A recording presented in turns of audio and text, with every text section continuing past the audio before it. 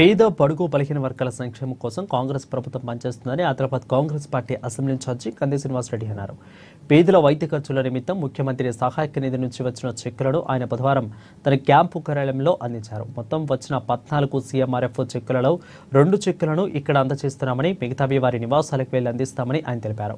ఇక సీఎంఆర్ఎఫ్ కోసం తన క్యాంపు కార్యాలయంలో ప్రత్యేక కౌంటర్ ఏర్పాటు చేశామని, ఆసుపత్రుల్లో డబ్బులు పెట్టి వైద్యం చేయించుకున్న వారికి ముఖ్యమంత్రి సహాయక నిధి నుండి ఆర్థిక సహాయం కోసం దరఖాస్తు పెట్టుకోవచ్చని అన్నారు.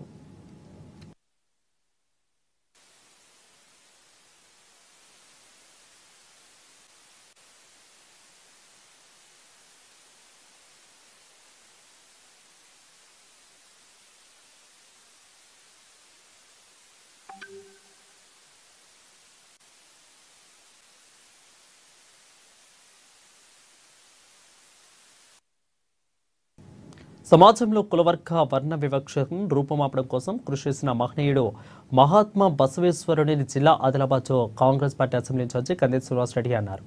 ఆదిలాబాద్ పట్టణంలోని తన క్యాంపు కార్యాలయంలో ప్రజాసేవ భవన్లో జరిగిన బసవేశ్వర 892వ జయంతి వేడుకలో కాంగ్రెస్ శ్రేణులతో కలిసి ఆయన పాల్గొన్నారు.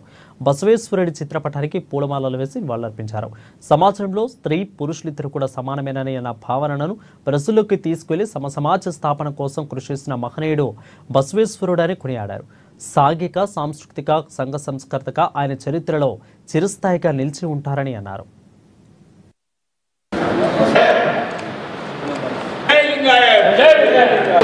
ఈరోజు బసవేశ్వరుడి జయంతి.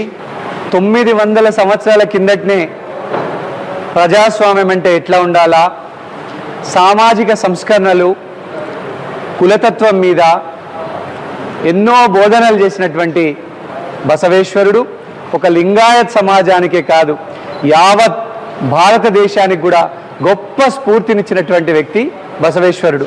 వారి జయంతి వేడుకల్ని ఘనంగా నిర్వహించుకోవడం నిజంగా అద్భుతం, మా అదృష్టంగా భావిస్తూ ఉన్నాము.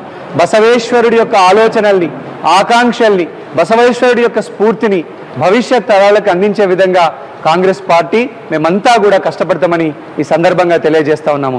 జై బసవేశ్వర.